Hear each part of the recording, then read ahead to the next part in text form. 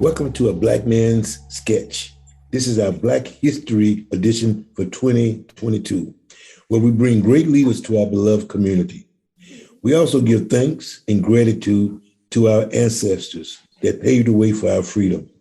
It is their fight that gives us hope to continue to challenge injustice, educate our children, and fight for the most marginalized members of society. We are here at Ujamaa today with coaches Darnell Baker, Andre Knight. We are also honored to have one of our Ujamaa men with us, Mr. Cedric Smith, on the show today. Family, let's start by sharing with our audience what Black History Month means to you in 2022. That's significant, gentlemen, where we have been through a roller coaster 2 years of dealing with deadly coronavirus, the murder of Brother George Floyd, the Derek Chauvin trial, increased crime in our communities, high suicide rate, and it goes on and on from there. I'd like to give each of you a moment to talk about what gives you hope at this time. And I'll start off with the first person on screen, Brother Andre. Thank you, Otis. What gives me hope? Well, first off, my faith gives me hope because with God, all things are possible. The trailblazers of my elders before me gives me hope. They have paved the way. They have made tremendous breakthroughs despite the evil opposition that was before them. So it's no way that I can't have hope and know that the results for my people will rely on total restoration of us emotionally, financially, and so forth. That's what gives me hope. Thank you, brother. Darnell. Greetings. There's so many things that give me hope. We've had a really difficult circumstance, just our whole worldwide in the last 2 years. It's been chaotic. I was myself was losing hope, but it was really important for me to stay connected as Andre with my faith walk. God is the center of my all, and that's what I believe, who runs and controls the world. But I found hope in the fact that in this terrible last 2 years, no one can turn their face to what they've seen. So I have hope that the world has seen a lot of ugliness. A lot of ugliness has been hidden, buried away, and all that good stuff. But they can't hide what has been occurring in the last 2 years. So I find some hope in there. I find hope every day we come into work and see these young Black men that need our love, need our accountability, and need our support. And again, it's that time of year where it blows me away. Again, Dr. Lafayette, was such an honor to be down south. It was such a memorable trip to me. I believe Alabama is sacred ground. And upon my return, just really the heaviness of the fact that we're still dealing with voting in 2022, that kind of begins to cloud my hope. But survival is in our DNA, and my faith is in God, and our hope is still be present in 2022. Thank you, Darnell. And it's a pleasure to invite to the table Cedric Smith, who has the distinction of being Ujama's 2021 Ujamaa Man of the Year. Thank you, Otis. It's an honor to be here with you fellas. I would say, first and foremost, as Andre did, my faith gives me hope, just knowing that God is in control and that no weapon formed against me or my community or my people can prosper, because everything that we have fought through and prevailed against, we always come out on the other side victorious. So my faith in God definitely keeps me rooted. My children give me hope. I once read a quote from Dr. King, and he said, "Only when it is dark enough can you see the stars." And I wrote that on my wall just because when I came home, at first it was really dark. I was released from prison in 2019, and it was rough at first. It was really dark, and I didn't have hope. The brothers at Ujamaa Place is actually a really ultimate source of hope for me, just for the simple fact of anything that I may lack or the things that I may need spiritually even or mentally, that those brothers are there to reinforce my grounding. And that gives me hope that the community hasn't given up on each other. Although we face a system that may have given up on us, I know that we still love each other, and that gives me a lot of hope. Thank you, Cedric. Thank you so much for that. And all the brothers that shared their message of hope. I think it's imperative that we do understand there is a hope that drives us in our faith and pulling together as a people. So it's very important that we have that. So I thank you for sharing it with our listening audience. But at this time, I'd like to introduce a very, very special guest, a brother that's been in the struggle for a very long time. His name is is actually synonymous with the work and growth of the civil rights movement. So it's a pleasure to have on our podcast today our special guest. Dr. Bernard Lafayette has led a life of service by putting his own life on hold to uphold the values of beliefs that all persons, all people are created equal. Dr. Lafayette was a student activist in Nashville, Tennessee, participated in the sit-in campaigns in the 1960s, and a long-time staff member of the Student Nonviolent Coordinating Committee, as we refer to as SNCC. Bernard Lafayette gained a reputation as a steadfast proponent of nonviolence before Dr. Martin Luther King offered him the position of program director of the Southern Christian Leadership Conference, and that was in 1967. Dr. Lafayette was born in Tampa, Florida. In 1958, he moved to Nashville to attend American Baptist Theological Seminary. As a freshman there, he began attending weekly meetings arranged by James Lawson. I know that name is very familiar with a lot of you. Dr. Lawson, a representative of the Fellowship of Reconciliation, who had contacted Dr. King during the Montgomery bus boycott. Throughout 1958 and 1959, in partnership with the Nashville SCL affiliate, Mr. Lawson taught nonviolence techniques to Lafayette and his fellow nonviolent students, including John Lewis, James Bevel, and Diane Nash, all names that dot our memory and of our ancestors that paved the way to where we are today. Dr. Lafayette was energized by Lawson classes and a weekend retreat at the Highlander Folk School.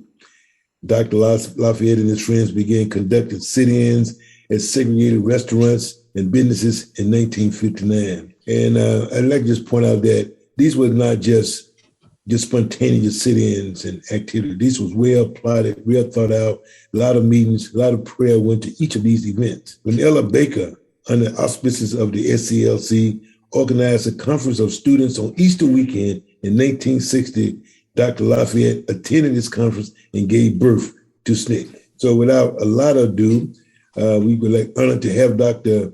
Lafayette with us. And if I just say that I have a very personal relationship with Dr. Lafayette, and I see that his wife, Kate, has joined us. We're so glad to see Kate. And for the listening audience, if I can just say that a lot of you know that I attended Gustavus Adolphus College. Bernard and Kate was on campus to bring not only that intergenerational experience, but also the leadership for the Black students there, and brought just a tremendous amount of education to all in that part of the state. And they were mentors, advisors, and it really did bridge the education gap that we had at Gustavus. So it's great to see both of you. And thank you, Kate, for joining us. This is just a pleasure. And I'm sure that you are filling in the gaps with Dr. Lafayette to leave out here. So we're going to take a very quick break and then come back and we'll hear from our famed Dr. Bernard Lafayette. Clap your hands, y'all. Ujamaa mission on the move, we can never fall. Clap your hands, y'all. We on the mission on the move. I'm Otis Zanders, President and CEO of Ujamaa Place. We continue our mission of transforming the lives of the most marginalized population in society, Black men ages 18 to 30. While the ultimate goal is to dismantle all racist systems, the reality is these systems designed to keep Ujamaa men down are still in place. We on a mission. Now let that record play. Part of our program model, titled The Theory of Transformation, which all Ujamaa men receive, is education on how to navigate these systems and come out on top. Simultaneously, the Ujamaa men and our entire organization remain steadfast in advocating for the change we want to see. Can we start with your book? The book that you penned called In Peace and Freedom, which tells your story of your journey to Selma. The foreword of this beloved book was written and penned by John Lewis, who referenced your history of the struggle, commitment, and hope. What would you say to our beloved community in Minnesota to understand the times we are living in today? First, I want to thank you for inviting me to be a part of this. It's bring back some very important memories.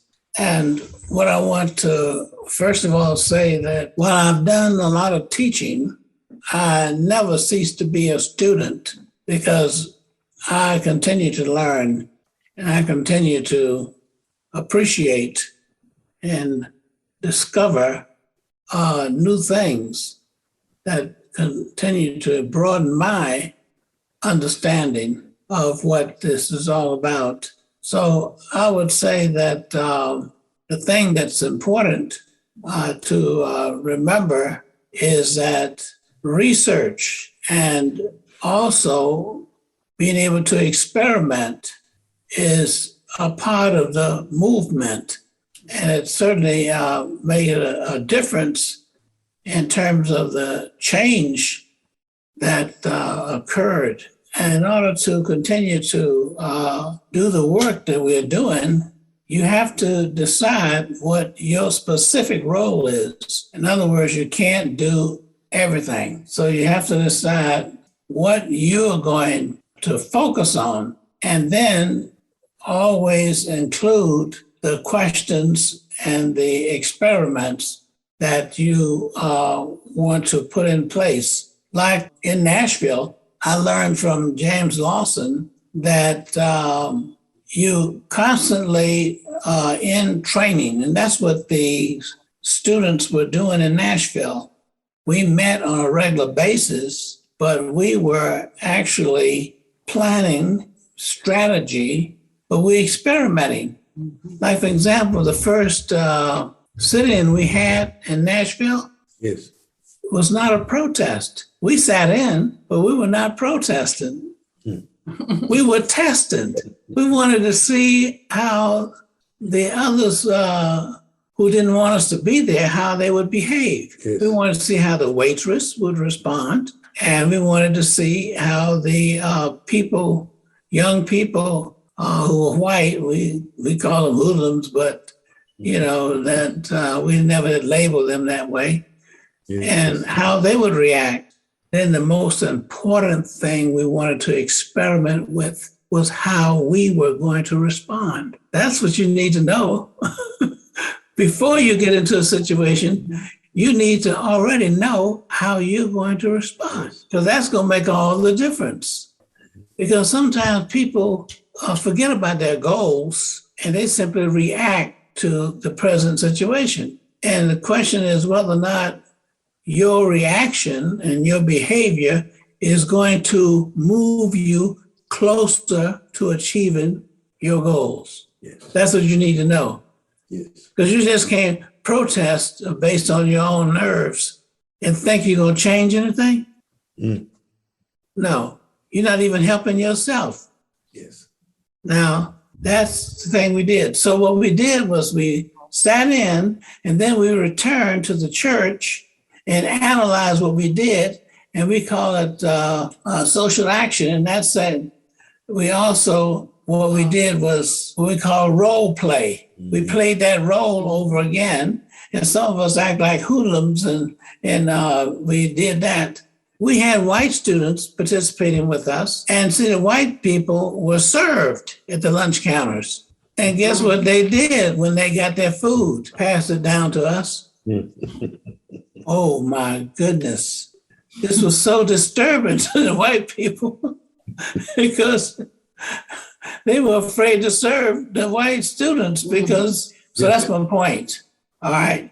That's the first point I want to make, is that you must use your opportunities to train and be trained. So what is your goal? Your goal is to win people over. So how did we win people over? Is we behaved in such a way that they had a different attitude towards us. Yeah, because we act a certain way. And it wasn't what they were used to. Well, long story short, and then I'll move to the next one. Here's what happened in Nashville. They bombed our lawyer's home, Luby. And guess what? Our lawyer was on the city council. Here, they bombed an official's home. Okay? So we had a march, a protest march, but we made sure it was silent.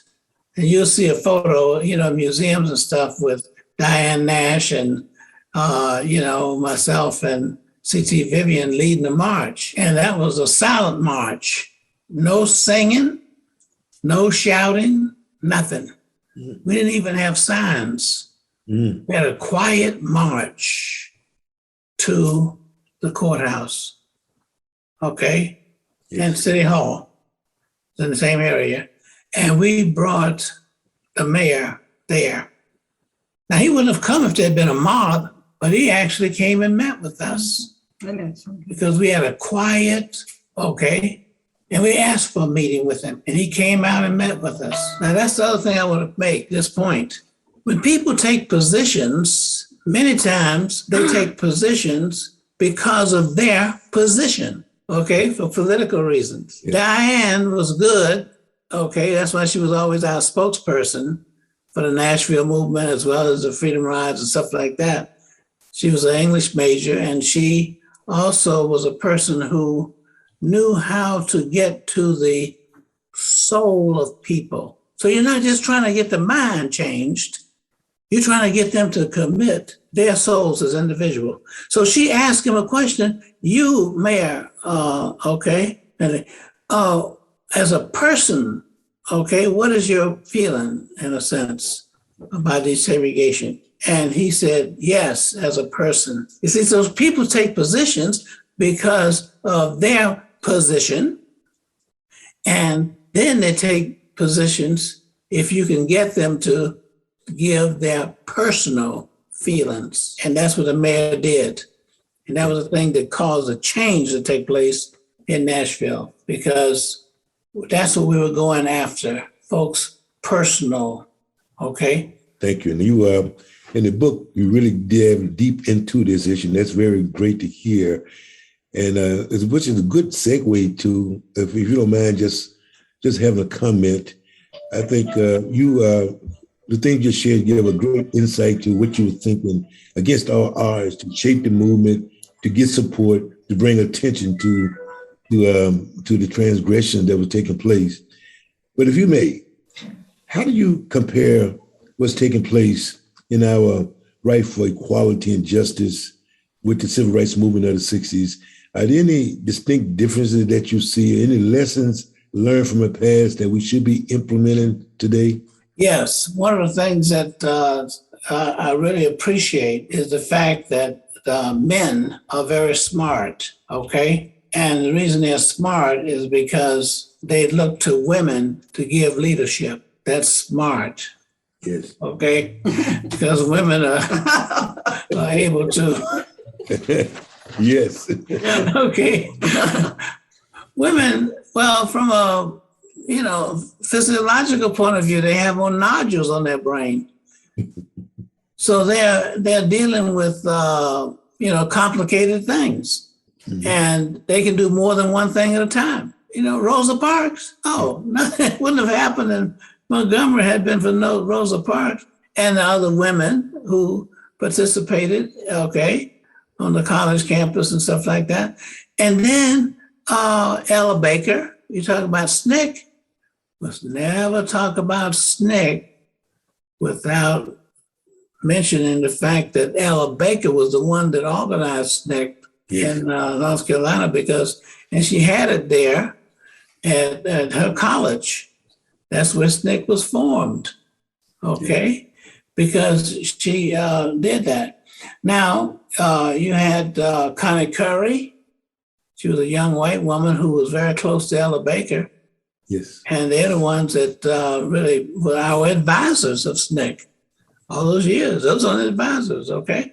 So my point is, we must appreciate the fact that's why women can carry on 3 conversations at the same time.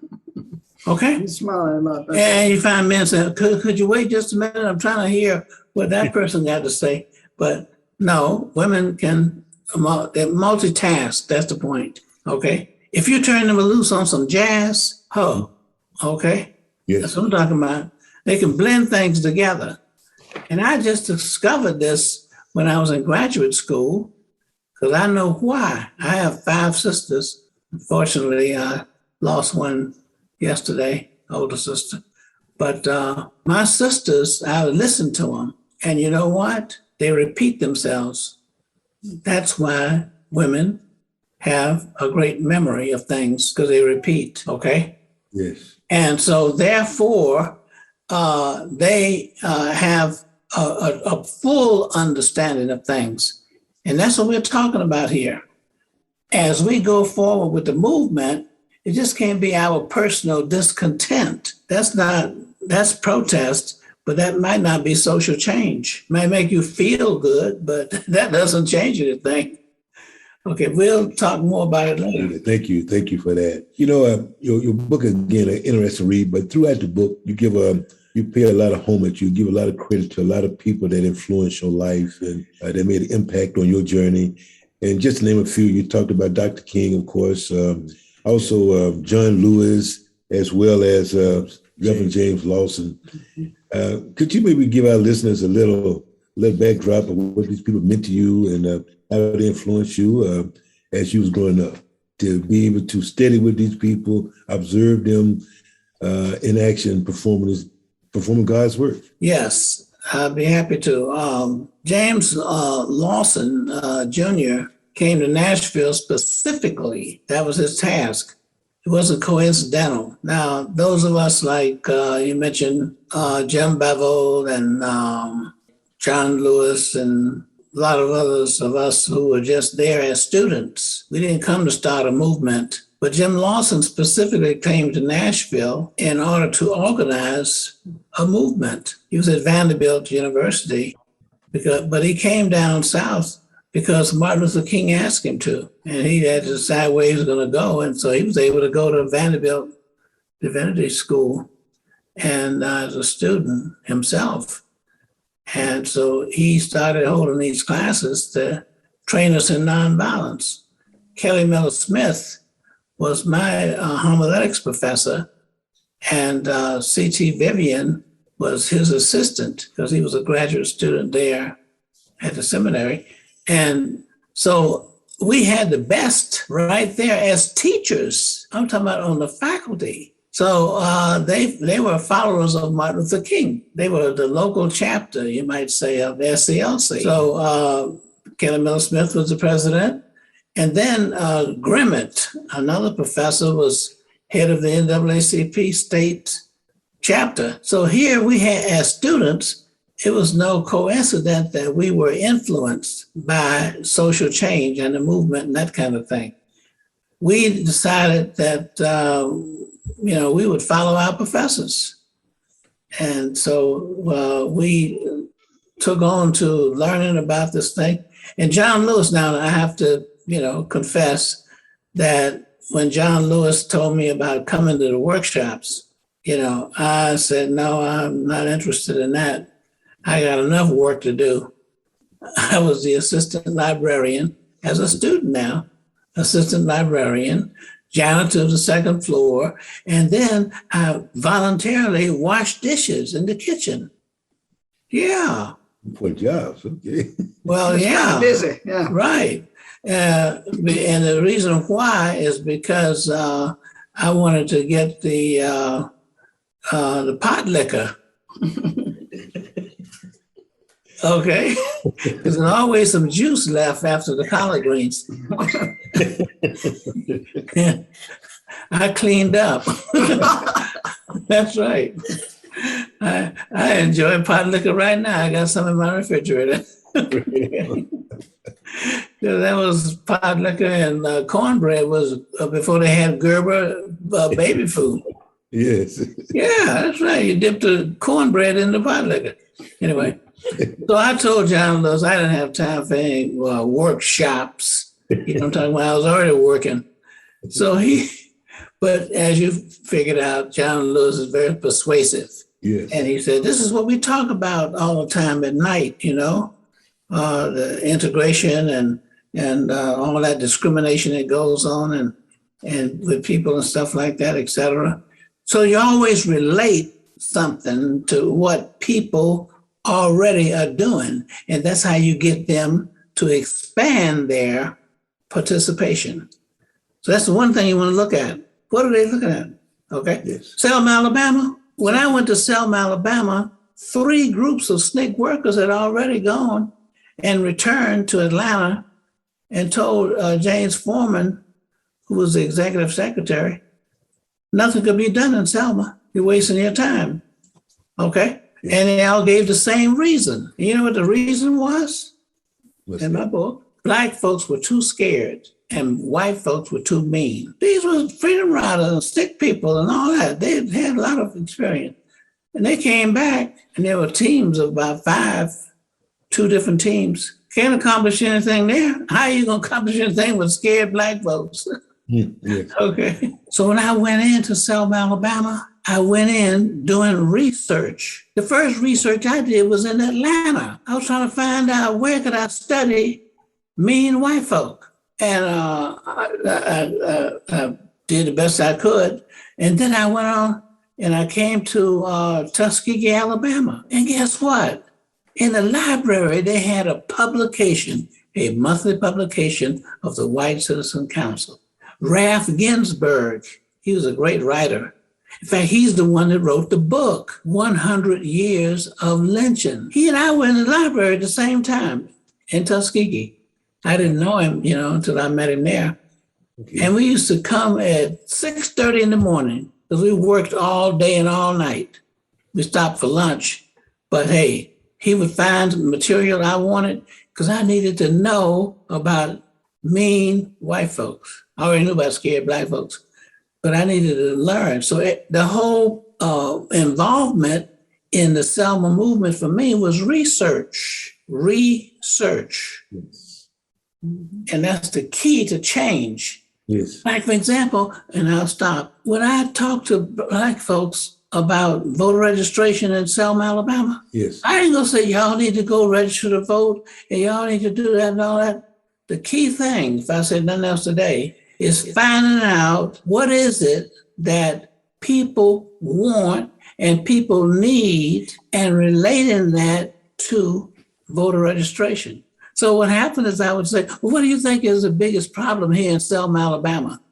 I talked to individuals and one man said, well, the problem is that, we don't have any electricity in the Black neighborhood. You can tell where the Black neighborhood starts and the white neighborhood starts because Black folks don't have electricity. We have to iron our clothes in coal pots. Coal pot is where you put coal in a pot and then you put your iron on there. They didn't have TV. They had radio because they had batteries, okay? But no electricity. Oh, okay. I'm gathering information. I go to another person. They say, well, the biggest problem here in Selma are the roads. They're not paved. Nothing but mud and everything. And on Sundays, you get your shoes, your white shoes all messed up and everything, especially if it rains. Okay, that's the biggest problem. What do you think is the biggest problem? Education. Black schools, they get $1 and the white folks get $11. Oh, okay. That's a problem for them. I went back to the same people and said, well, who is responsible for this problem, not getting the roads paved? The folks downtown. Oh, I see. Okay. What people downtown? Those white folks downtown? How did they get in position? Oh.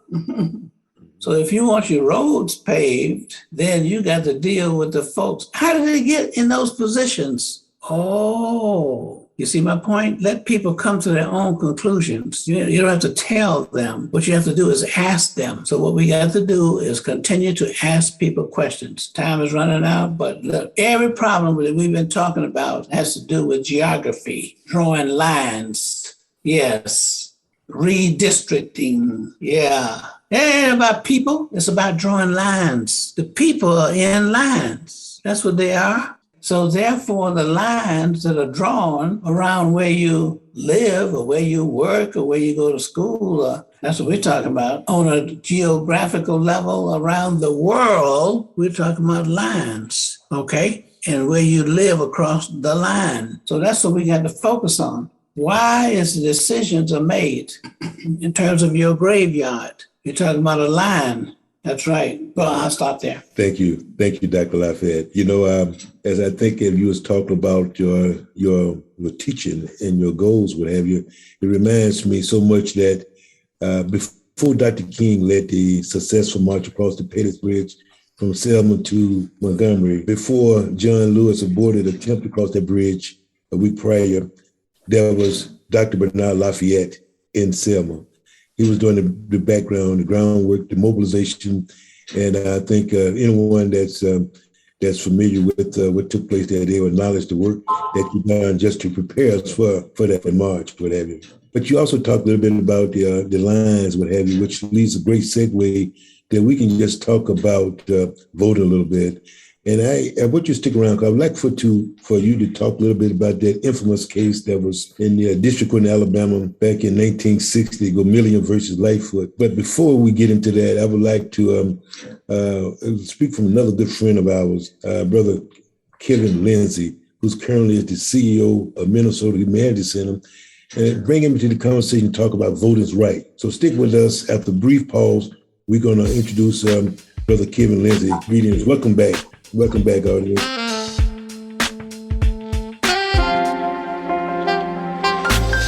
The beloved community is invited to commemorate Black history and culture with an art, music, and literature exhibition featuring 4 powerful events during Black History Month. Go to ujamaaplace.org to find the program schedule and to register to win an autographed copy of Dr. Bernard Lafayette's book, In Peace and Freedom. See contest rules for details. Commemorate Black History and Culture is presented by St. Paul Public Library, Ujamaa Place, Minnesota Humanities Center, and Public Art St. Paul in partnership with the City of St. Paul, Minnesota Arts Council, Young Rembrandts, and OMG Media.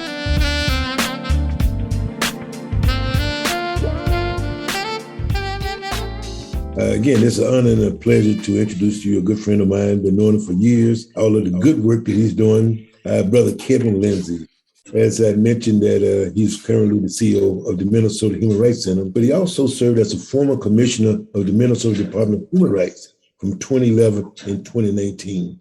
And that's when I got a chance to work very closely with his brother, the great work he was doing to move the agenda forward. Mr. Lindsey led that department to prominence as a positive change agent across Minnesota and nationally, defeating photo ID, Minnesota Constitutional Amendment, issuing passage of the ban-the-box law, overseeing the nation's largest statewide school suspension settlement, and transforming how people think about diversity and inclusion. Mr. Lindsey, in his current role as the CEO of the Minnesota Humanities, Kevin seeks to create a just society that's curious, connected, and compassionate by working to create equity within schools, developing humanities programs, and when funding is made available, the Minnesota Humanities also provide grants to community of cultural organizations here. Kevin received his degrees, Master of Political Science and Political Science from the University of Iowa, and we would not hold that against him. Whereas a student, he served as editor-in-chief of the Iowa Law Review. He was honored by his alma mater with the 2017 Iowa Law Review of Distinguished Alumni Award. So without further ado, please bring to the podcast Brother Kevin Lindsey. Otis, thank you so much for that warm introduction. And I appreciate so many lessons which Dr. Lafayette, and appreciate also the opportunity to meet with his wife today. That's just a cherry on top, special that she showed up. So I'm just really grateful and thankful to be part of the conversation. Take you back to 1960, sir, when the lawsuit was filed in federal district court in Alabama, the Gomillion versus Lightfoot, and the argument that changed the boundaries of the city of Tuskegee disenfranchised Black voters. The ruling showed the state had violated the 15th Amendment when it constructed the boundary lines between electoral districts and the purpose of denying equal representation of African Americans. There's a small synopsis of that case. But Dr. Lafayette, you live in Tuskegee today with your beautiful wife, Kate, who was born and raised in Tuskegee. Tell us about that case and its relevance to voting rights today. One of the things I want to say, when you look at this woman I'm married to, you're looking at history. Her father was Booker T. Washington's office boy. A long time ago. Okay. Mm-hmm. She knew Booker T. Washington.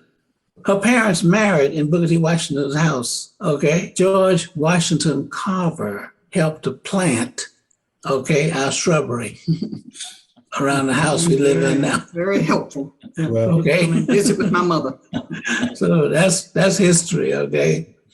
But the whole idea is, by the way, I should tell you this. About 25 Black PhDs lived in Tuskegee because of the university. Okay, Tuskegee. It used to be Tuskegee Institute. Yeah. Well, when all these black folks got registered to vote, the present city council, before these black folks could actually participate in voting, there's the white citizen council.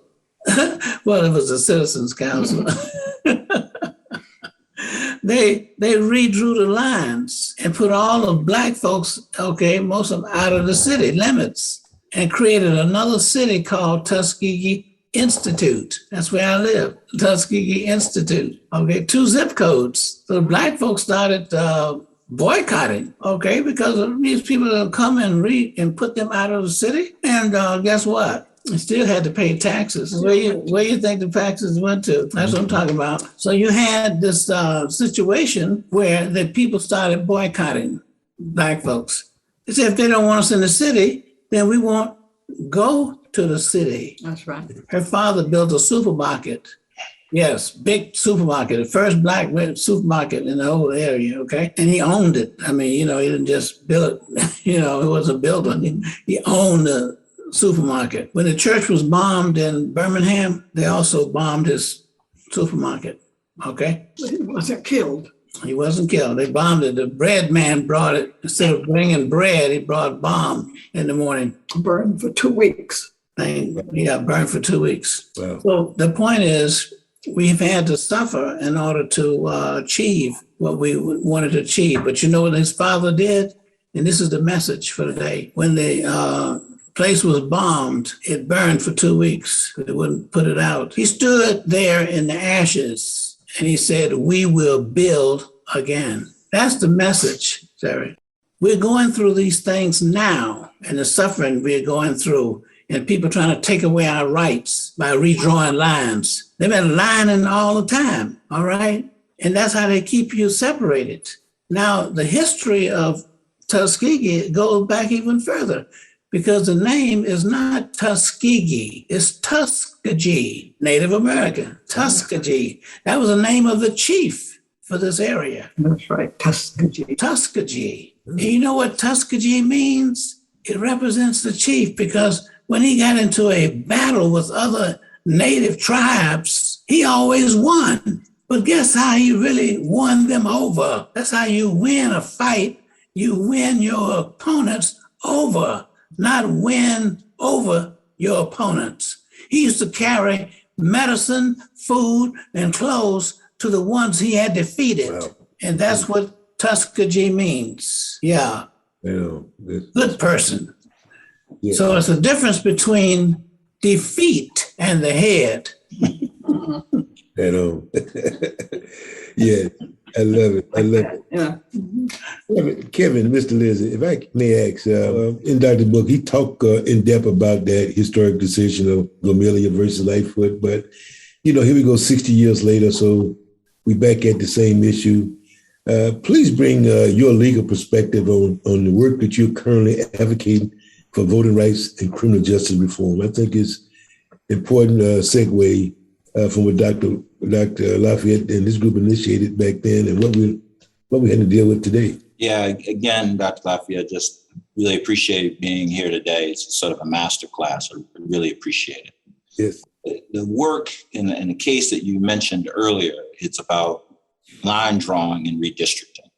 And I think in order to understand sort of the full out assault that we have been under, it is important to sort of break down into various components when we think of voting and being able to exercise our rights. And it does begin with just line drawing, right? So are you defined within a district that you can actually galvanize support and actually win that respective district? Or are the lines drawn in a way that your power to partner with like-minded folks is so diluted that you can't win? And this has been going on since the very beginning, the formation, I would suggest, of the entire country.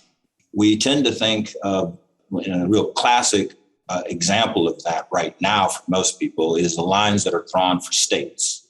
So when we think of the lines drawn for states, and we think that each state has 2 senators, so we have this deliberative body, the United States Senate, where the majority of votes are being cast by folks that don't comprise, states that don't comprise a majority of people. So again, no offense to of our friends from Wyoming or New Mexico, but we have a situation, right, where the majority of people of color are concentrated, lines drawn in states, and they represent a majority of folks quantitatively in the entire, but they don't, because of the lines drawn, being able to exercise power in the Senate. And what does that then mean?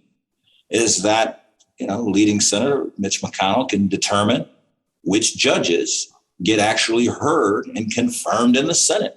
That impacts our ability to really facilitate justice in the federal court systems.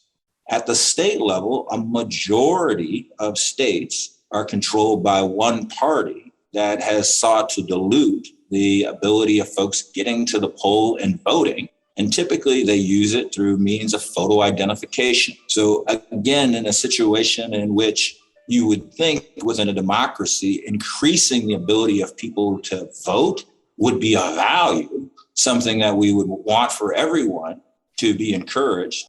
And in Justin Tuskegee, winning people over doesn't appear to be the strategy, but rather to defeat those folks from having their voices elevated is the strategy. Yes. So in a variety of states all across this country, you have lines being drawn to oversaturate the concentration of people of color in one or two small districts, or disperse them in a way in which they can't win in those districts. And therefore, they never acquire the capacity to influence decisions at state legislatures. Yes. So that has been going on. I would be remiss not to talk about the action that happened as relates to the Voting Rights Act. So the tremendous work that was done by Dr. Lafayette, John Lewis, and countless others like Diane Nash and others to ensure that we have a Voting Rights Act. We've had a court over the last 15 years roll back and basically eviscerate the Voting Rights Act. And again, for your listeners here, the Voting Rights Act basically did two things. It basically said, from a historical basis, we have areas within our country that have historically and intentionally denied African Americans the right to vote. And because those areas have done so, before they pass any legislation or any rules which might limit the voting access for African Americans, they had to get pre-clearance. They had to get permission from the federal government before they could enact things. So we have a case called Shelby County versus Holder, when Chief Justice Roberts had just got onto the court. And basically what the decision says is, that happened a long time. There's no way that states would continue to act in that way. And they shouldn't have this sword hanging over their head by the federal government to kind of chop them down if they pass any legislation. None of them would do that. So in Shelby County versus Holder, we have the Supreme Court eliminating Section 5. Now, that didn't mean in that case that you couldn't bring a case of intentional discrimination, but none of these states have to do any pre-clearance. And what did we find out? States rushed to pass legislation limiting the ability of people to get to the polls. Yes. Yeah. I mean, it's just undeniable. If you want to go to the Brennan Center or other places, we can direct you in that space. You can just see states enacting such legislation. Then about 6-7 months ago, in a case called Brnovich, the court took a look at the piece of legislation within the Voting Rights Act, and where we have disparate and intentional discrimination, okay? And in the Brnovich case, basically what the court said is that even if you can show a disparate outcome, dramatic impact on Blacks or Indigenous or Latino voters, unless you can show intent, unless you can show specific intent by the legislators, that's not going to be enough to bring forward a case. And the court sets forth additional factors beyond the voting rights legislation that you have to prove. Let me stop there just for a second. It's really hard to sue a state. You need a lot of money in which to do it. And then you're going to have to throw in that you're going to have to show intentionality. So unless you have a memo or you have almost a direct statement that the intent in passing the legislation was deny people a right to vote, you're not likely to win these types of cases going forward with the current composition of the court.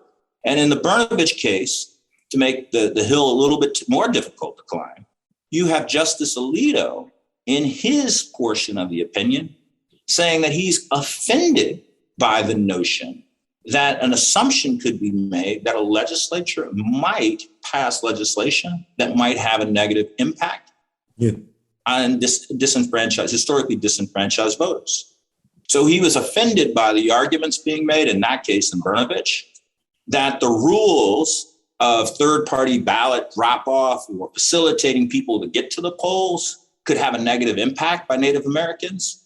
He was like, no, I don't accept that as a proposition from a historical basis that legislators would do that. Now, again, I think a fair reading of our history, right, is that historically disenfranchised communities don't always have proper access to ballot boxes on ballot day, on voting day.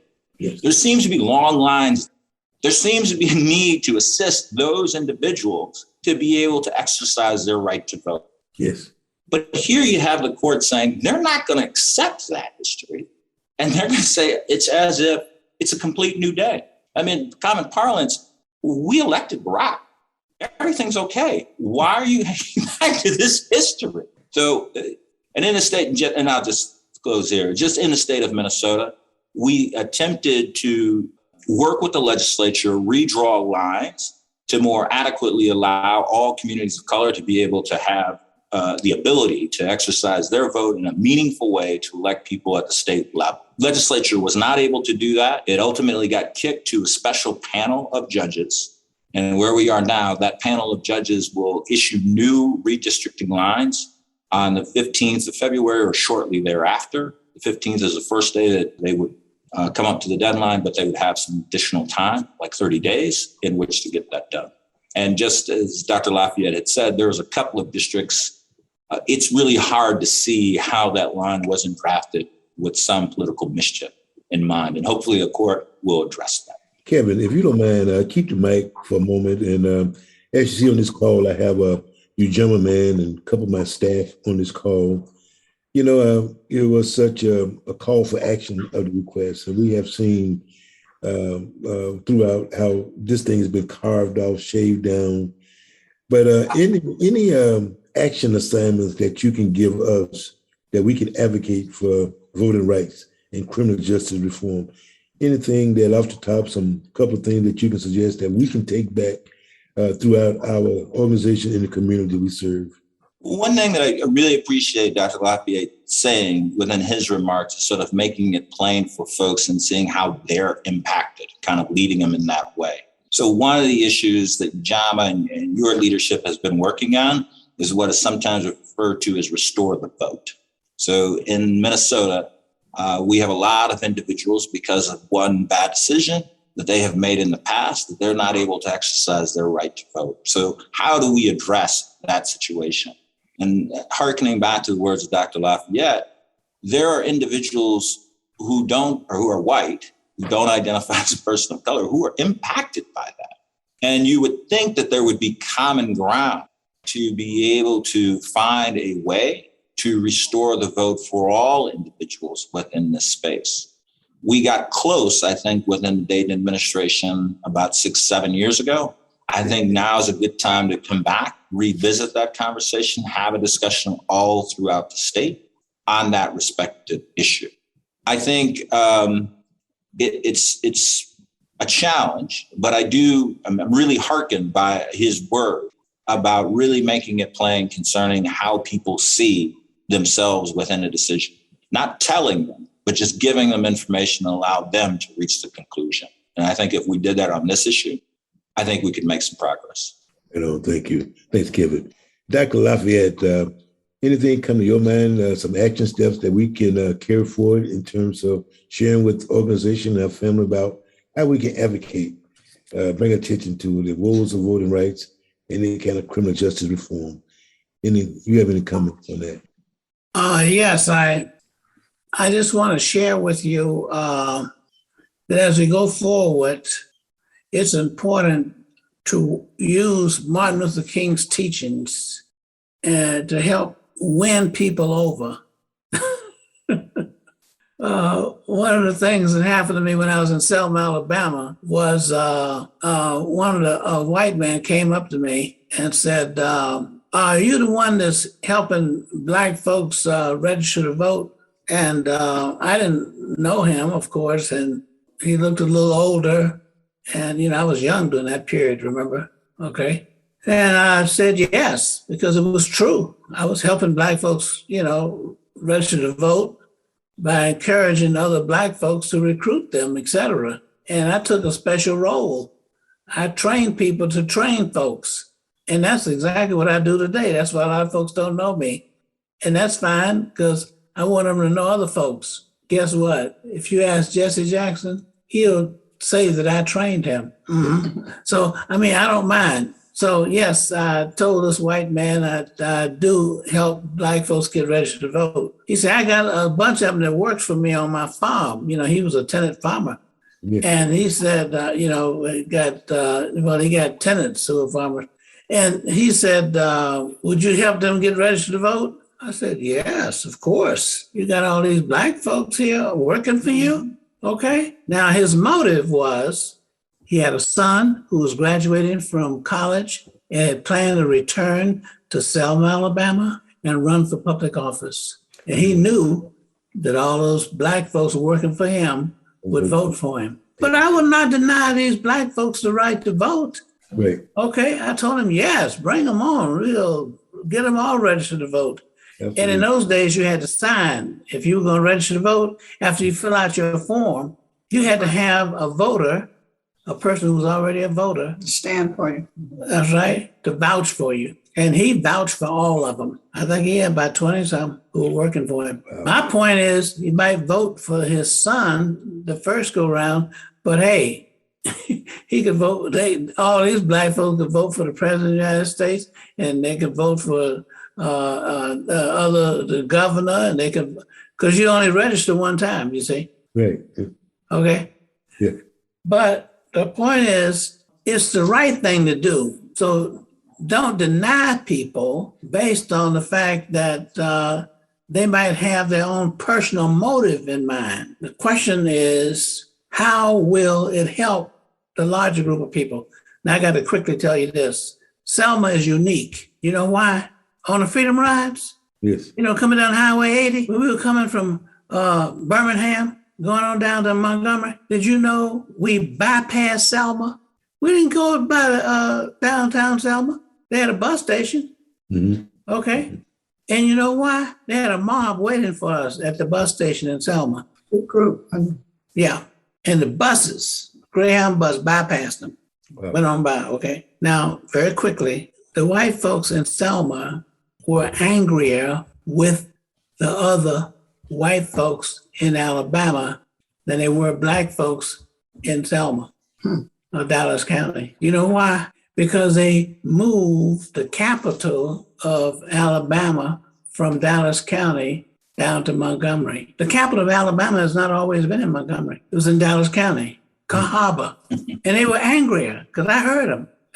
When I used to listen to them in the drugstore. They say that they stole our capital. I thought they were talking about money. Yeah. No, they were talking about capital, the capital of Alabama. Ooh. Used to be there in Dallas County. Ooh. And that's why they had buttons. The folks in Sheriff Clark and all of them, they had buttons said never. You might have done it in Montgomery. You might have done it in Birmingham. Yes, but not here. Okay, but not here. Not here. That's what they were after. They were after showing and proving. That's why they were so violent. But now my final remark is this. There was not one Black person from Selma, Alabama, who was shot and killed. Okay? Mm-hmm. No, not one house was bombed in Selma. Not one church was bombed in Selma. I know why. I'm listening. Because the banks in Selma had mortgages on it. Control, huh? Which meant that you would have bombed your own church.